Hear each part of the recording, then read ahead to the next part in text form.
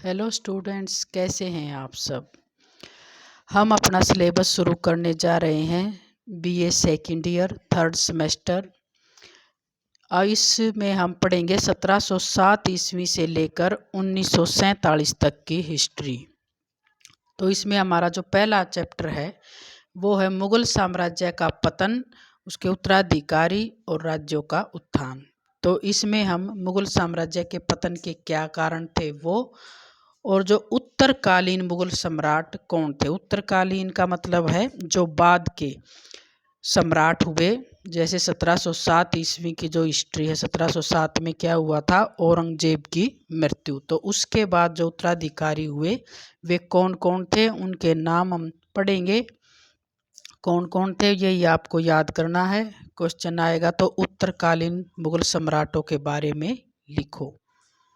तो उससे पहले हम थोड़ी सी बैकग्राउंड में चलते हैं कि बाबर और हुमायूं ने मुगल साम्राज्य की आधारशिला रखी थी।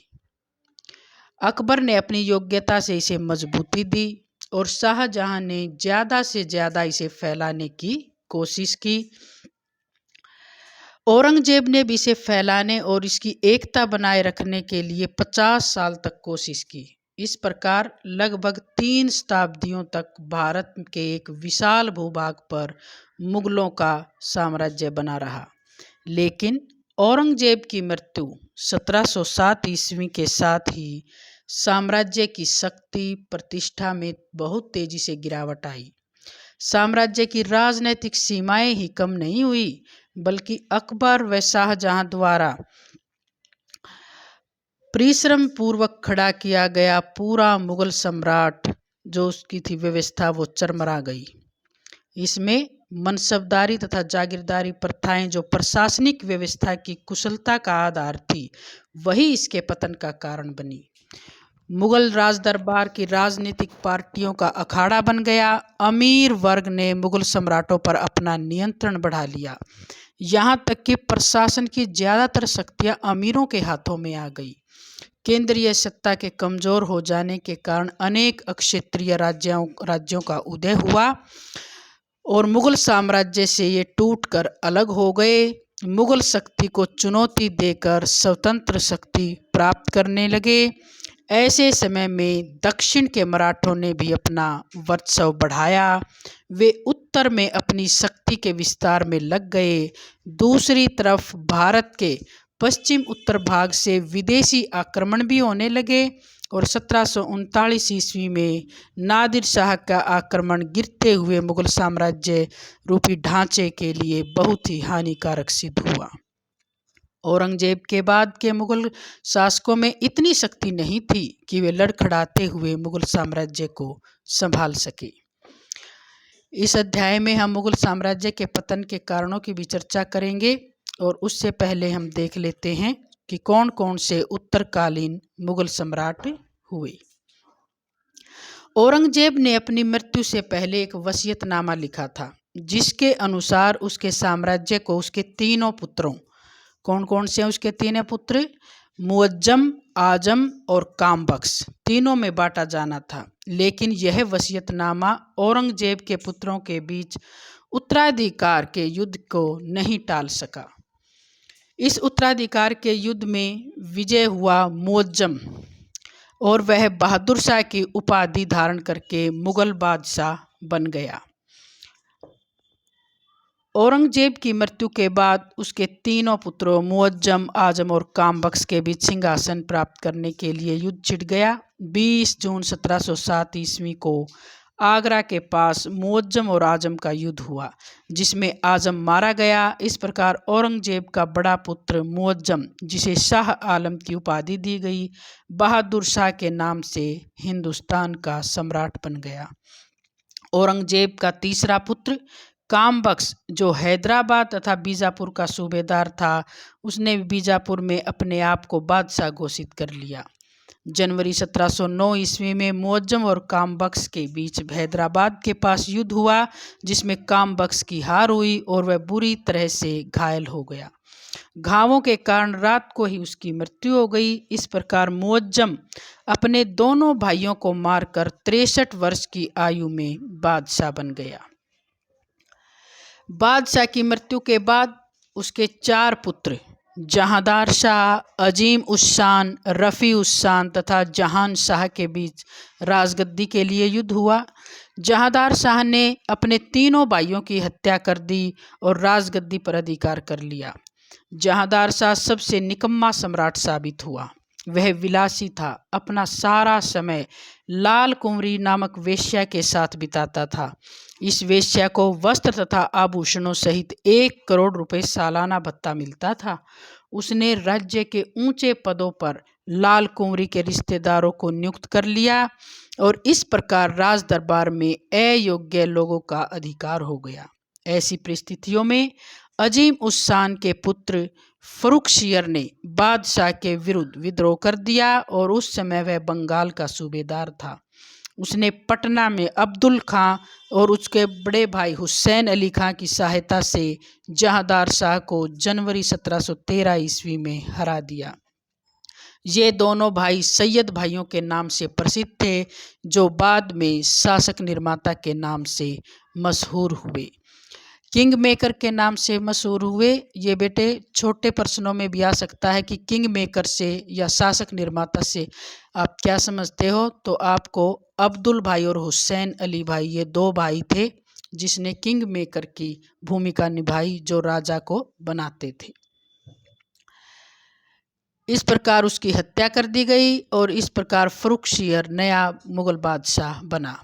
फर्रुखशियर ने सैयद भाइयों की सहायता से सिंहासन प्राप्त किया था, इसीलिए उसने हुसैन अली को अपना वजीर तथा अब्दुल्ला को मीर बख्शी नियुक्त किया था। इस प्रकार प्रशासन में सैयद भाइयों का हस्तक्षेप बढ़ने लगा और सैयद भाइयों को इस प्रकार ताकतवर होता देखकर अन्य अमीर षड्यंत्र रचने लगे। फर्रुखशियर बहुत ही कायर, चरित्रहीन था। दुर्बल व अविवेकी होने के कारण उसे कोई भी सलाहकार बहका देता था। उसका अपने योग्य मंत्रियों पर भी विश्वास नहीं था। वह सब पर शक करता था। उसने उन्हीं सैयद भाइयों के विरुद्ध षड्यंत्र करने की कोशिश की जिन्होंने उसे गद्दी पर बिठाया था।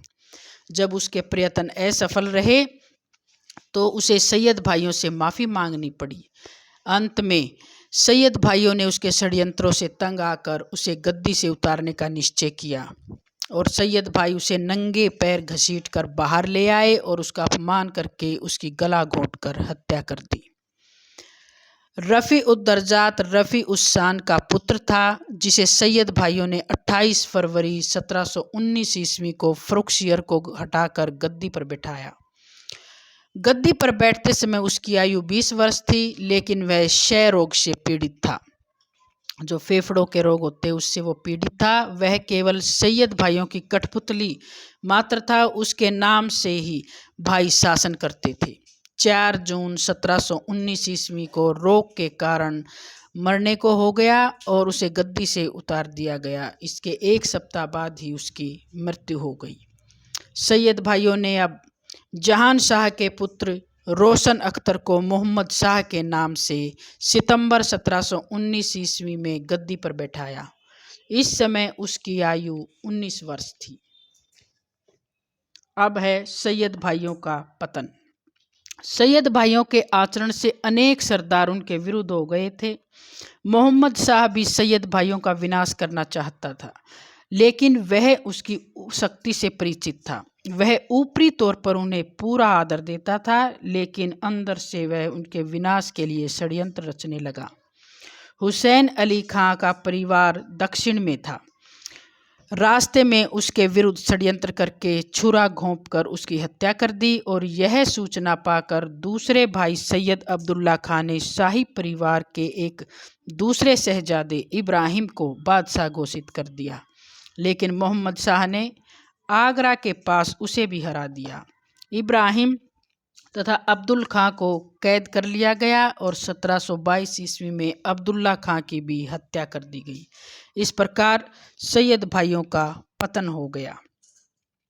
जब मुगल सम्राट की अयोग्यता से एक के बाद एक प्रांत मुगल राज्य से अलग हो रहे थे तथा मुगल सम्राट मूक दर्शक बना हुआ, ऐसे समय में ईरानी योद्धा नादिर शाह ने भी देश पर आक्रमण कर दिया। सबसे पहले उसने मई 1738 ईस्वी में गजनी को जीतकर वहां से मुगल सूबेदार को भगा दिया। उसके बाद उसने काबुल को भी जीत लिया। पेशावर होते हुए नादिर शाह ने अब पंजाब में प्रवेश किया। पंजाब के सूबेदार जकारिया खां ने 1739 ईस्वी में आत्मसमर्पण कर दिया। नादिर शाह द्वारा अटक पर कब्जा करने के बाद मोहम्मद शाह की आंखें खुली और उसे नादिर शाह की शक्ति का आभास हुआ। अब मोहम्मद शाह ने जल्दी 75,000 सैनिकों की एक सेना तैयार की और निज़ाम उल मुल्क शहादत खां व कमरुद्दीन खां को लेकर नादिर शाह को रोकने के लिए आगे बढ़े। करनाल के पास दोनों पक्षों में युद्ध हुआ, जिसमें मुगल सेनाओं की हार हुई। बादशाह ने निज़ाम उल मुल्क को संधि की बातचीत के लिए भेजा। उसने 50 लाख रुपए का हर्जाना लेकर नादिर शाह को वापस जाने के लिए तैयार किया, लेकिन आपसी गुटबंदी के कारण कुछ सरदारों ने नादिर शाह को बताया कि दिल्ली जाकर कहीं अधिक धन वसूला जा सकता है। इसीलिए नादिर शाह ने दिल्ली में प्रवेश किया और उसका स्वागत मोहम्मद शाह ने किया और 22 मार्च 1739 ईस्वी को दिल्ली में दंगा हो गया तथा नादिर शाह के मारे जाने की अफवाह भी फैल गई, जिसके कारण नादिर शाह के कई सैनिक मारे गए। इस घटना से क्रोधित होकर नादिर शाह ने दिल्ली में कत्लेआम का आदेश दे दिया। दिल्ली में 20,000 लोगों को कत्ल कर दिया गया और भारी लूटमार की गई। नादिर शाह ने दिल्ली में मुगल सिंहासन पर बैठकर अपने नाम का खुतबा पढ़ा और उसके सिक्के भी ढलवाए। नादिर शाह दिल्ली में असंख्य हीरे जवाहरात, तख्ते, ताऊस तथा प्रसिद्ध कोहिनूर हीरा लूटकर ईरान ले गया। इस माल की कीमत लगभग 70 करोड़ थी। मोहम्मद शाह को उससे एक संधि भी करनी पड़ी। उसे सिंधु नदी के पश्चिम का सारा प्रदेश देना स्वीकार कर लिया। 1748 ईस्वी में मोहम्मद शाह की मृत्यु हो गई और इसके शासनकाल में मुगल साम्राज्य का लगभग पतन ही हो गया। मोहम्मद शाह की मृत्यु के बाद उसका पुत्र शहजादा अहमद 28 अप्रैल 1748 ईस्वी को दिल्ली के शालीमार बाग में अहमद शाह के नाम से राजगद्दी पर बैठा। वह विलासप्रिय और निकम्मा शासक था। उसकी शासन में कोई रुचि नहीं थी। उसने हिजड़ों के सरदार जावेद खां को ऊंची ऊंची उपाधियां दी और वह नवाब बहादुर के नाम से प्रसिद्ध हो गया। प्रशासन में उसका प्रभाव काफ़ी बढ़ गया। उसके शासनकाल में नादिर शाह के सेनापति अहमद शाह अब्दाली ने आक्रमण कर दिया। 1749 ईस्वी में पंजाब पर आक्रमण कर दिया और एक बड़ी धनराशि लेकर वह वापस लौटा। 1751 ईस्वी में दोबारा उसने भारत पर आक्रमण किया। पंजाब के एक बड़े भाग पर उसने अधिकार कर लिया। अहमद शाह की अयोग्यता को देखते हुए उसके दरबार में षड्यंत्र होने लगे। 2 जून 1754 ईस्वी को अहमद शाह को सिंहासन से उतारकर जहांदार शाह के एक दूसरे लड़के अजीजुद्दीन को आलमगीर के नाम से गद्दी पर बैठा दिया। शाह आलम व उसकी मां को अंधा कर दिया। आलमगीर द्वितीय जिस समय गद्दी पर बैठा उस समय उसकी उम्र 55 वर्ष थी। उसका ज़्यादातर जीवन बंदी गृह में बीता, इसीलिए उसे युद्ध और प्रशासन का अनुभव नहीं था। वह इतिहास की पुस्तकें पढ़ने का शौकीन था। वह 5 समय नमाज पढ़ता था। आलमगीर एक दुर्लभ अस्थिर चरित्र तथा नेतृत्व के गुणों से रहित सम्राट था। वह अपने शासनकाल के दौरान अपने वजीर इमाद उल मुल्क के हाथों की कठपुतली बना रहा। इमाद उल मुल्क ने 29 नवंबर 1759 ईस्वी को आलमगीर की हत्या कर दी और काम बख्श का जो पोता था मुही उल मिल्लत को शाहजहां तृतीय की उपाधि देकर गद्दी पर बैठा दिया। लेकिन सामंतों ने उसका विरोध किया और इसी समय आलमगीर के पुत्र अली गौहर ने अपने को सम्राट घोषित कर शाह आलम द्वितीय की उपाधि धारण की।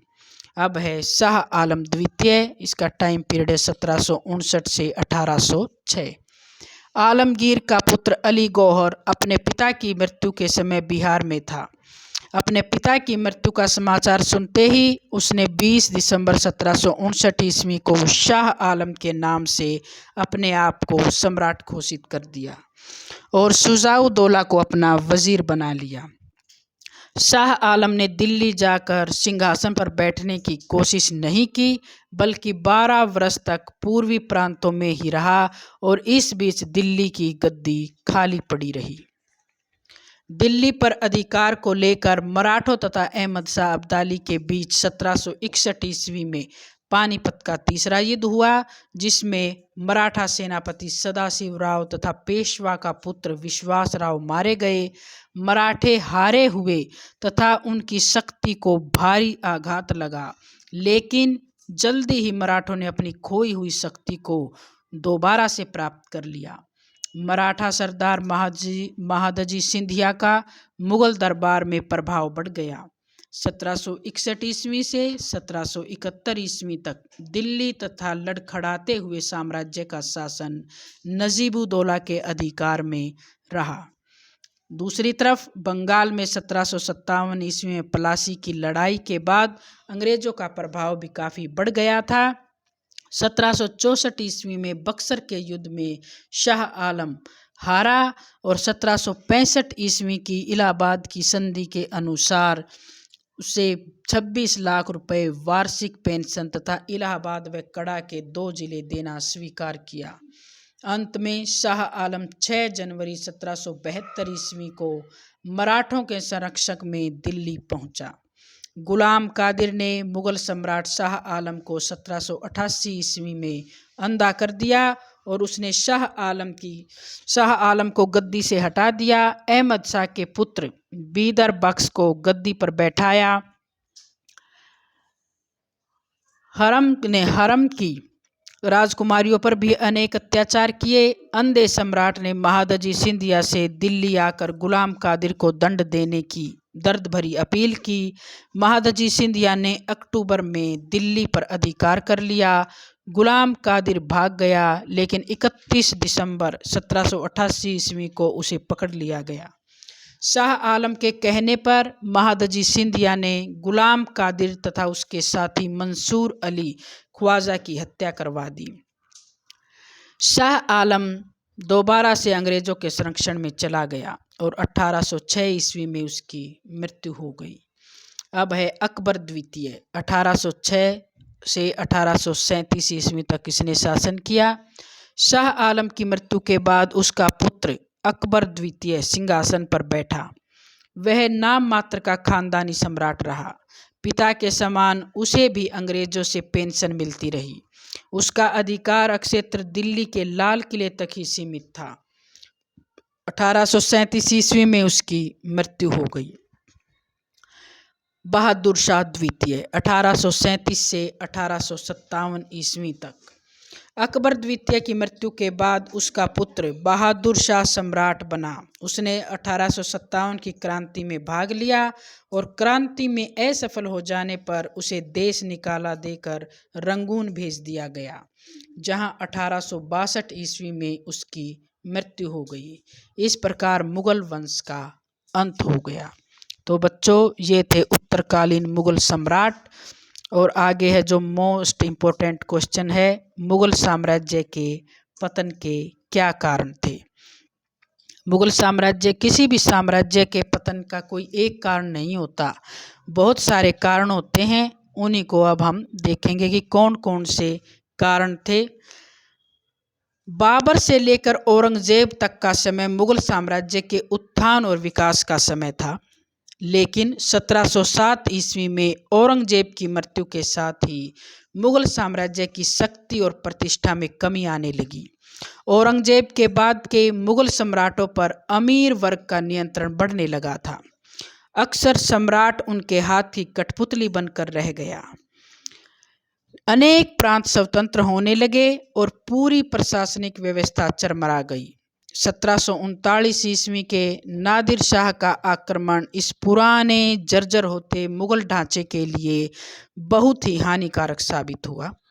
इस प्रकार 150 वर्षों तक यानी कि 1707 ईस्वी से लेकर 1857 ईस्वी तक के बीच में तक मुगल साम्राज्य एक बीमार तथा कमजोर व्यक्ति की तरह घुट घुट कर समाप्त हो गया।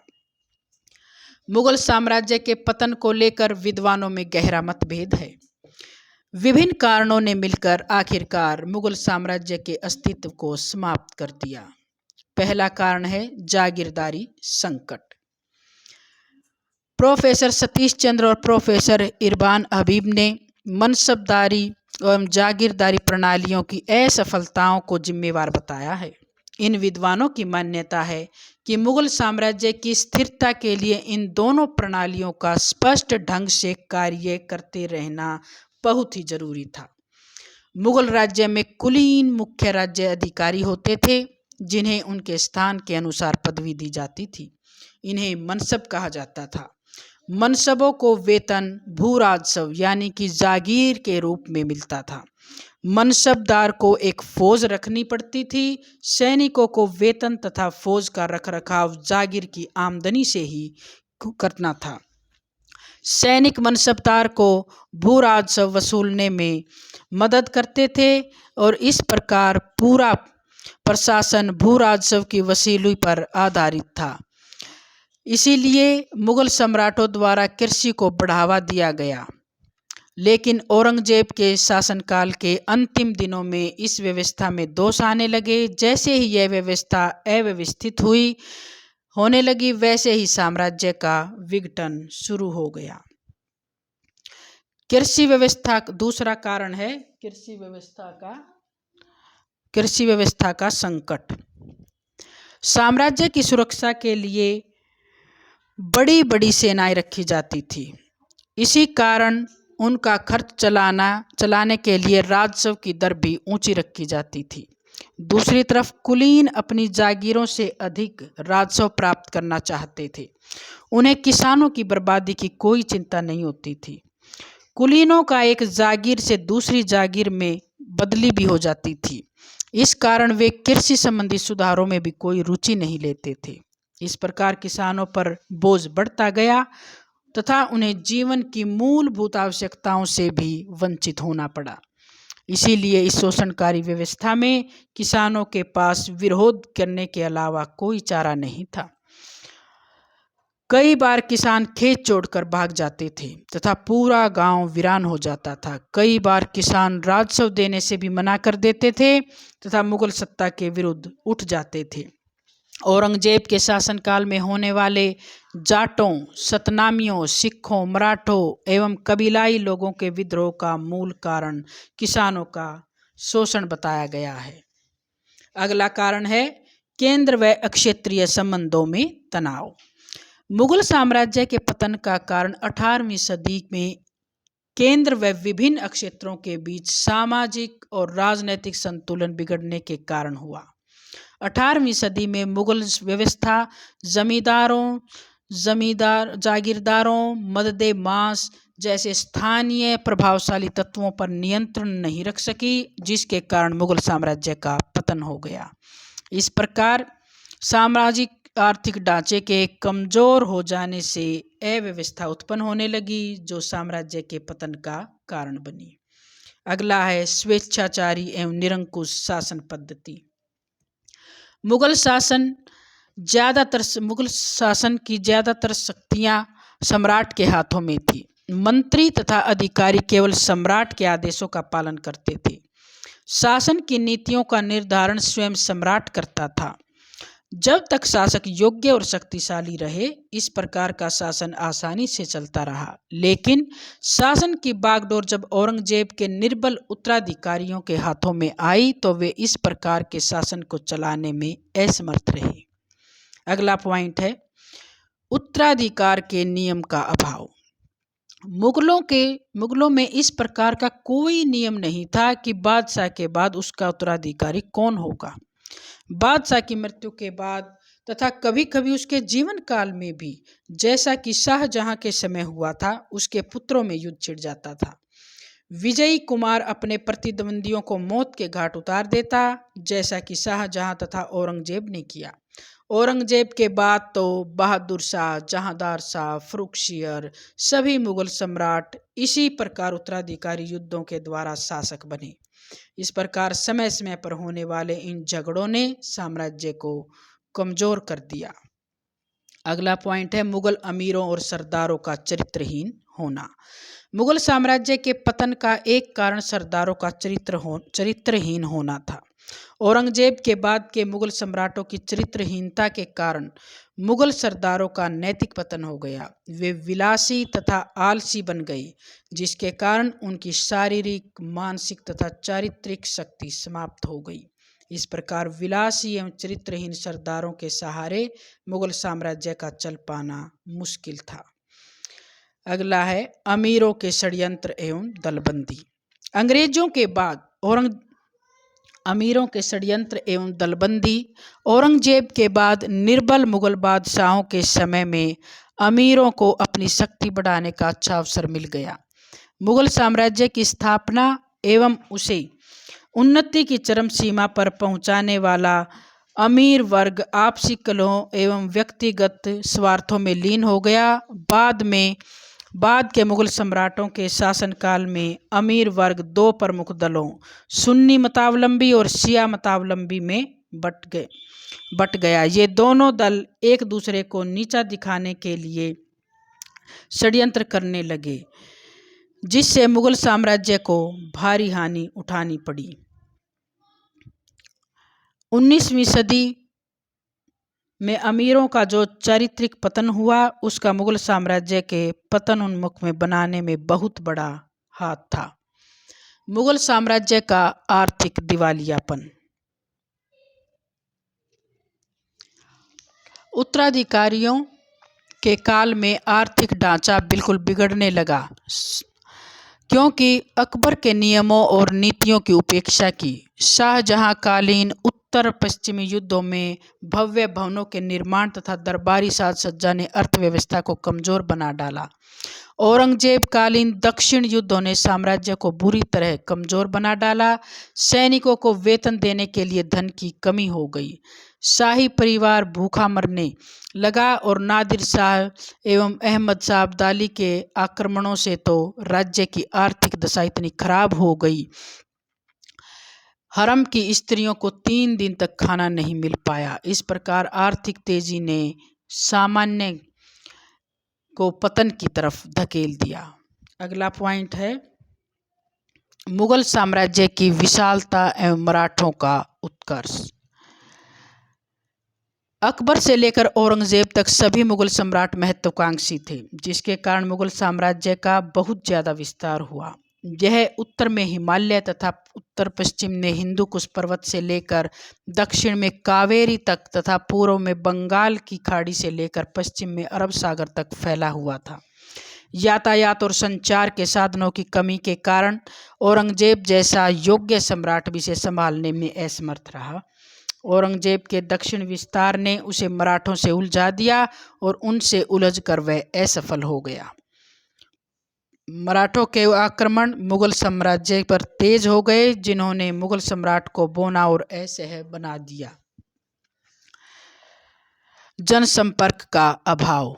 अकबर को छोड़कर कोई अन्य मुगल सम्राट भारतीय जनता के साथ प्रत्यक्ष संपर्क स्थापित नहीं कर सका। उन्होंने जन सामान्य की दशा को समझने, उनकी भलाई की रक्षा करने और उनके जीवन को सुख सुविधापूर्ण बनाने के लिए कोई कदम नहीं उठाए।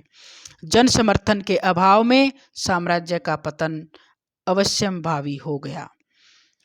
अगला है जल सेना की उपेक्षा। मुगल सैनिक संगठनों की सबसे बड़ी कमी यह रही कि उन्होंने जल सेना को कोई महत्व नहीं दिया। शाहजहां तथा औरंगजेब के शासनकाल में मुगलों को जल सेना के अभाव में मुट्ठी भर विदेशी यूरोपियों के सामने झुकना पड़ा। समुद्र में भारतीय व्यापारियों के जहाज लूट लिए जाते थे, हज यात्रियों के जहाज भी लूट लिए जाते थे। जैसा कि भारत में मराठे व मुगल जब हार गए तो इस राजनीतिक शून्यता का लाभ अंग्रेजों ने उठाया और अपनी शक्ति के बल पर बंगाल पर अधिकार कर लिया।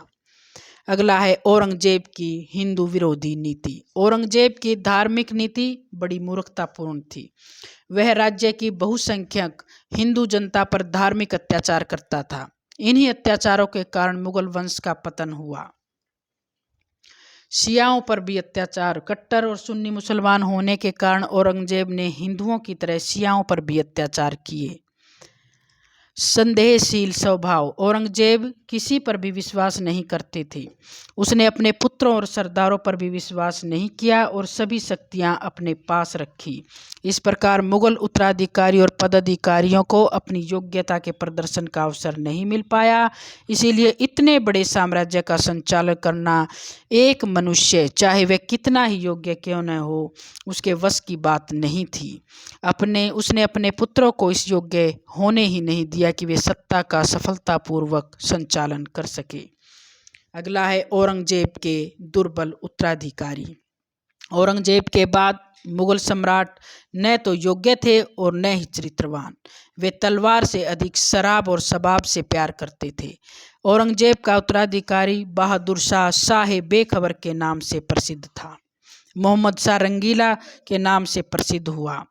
ऐसे बादशाह थे जो अपने सरदारों और मराठों के हाथों की कठपुतली थे। ऐसी स्थिति में मुगल साम्राज्य का पतन होना स्वाभाविक था।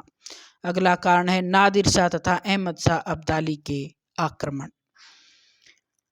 मुगल साम्राज्य की बची कुची शक्ति, धन और प्रतिष्ठा को नादिर शाह ने 1739 ईस्वी में देश पर आक्रमण करके नष्ट कर दिया। उसने मोहम्मद शाह को हराया, दिल्ली में कत्लेआम किया और 70 करोड़ के प्रसिद्ध मयूर सिंहासन के साथ साथ देश का बहुत सा धन लूट कर ले गए।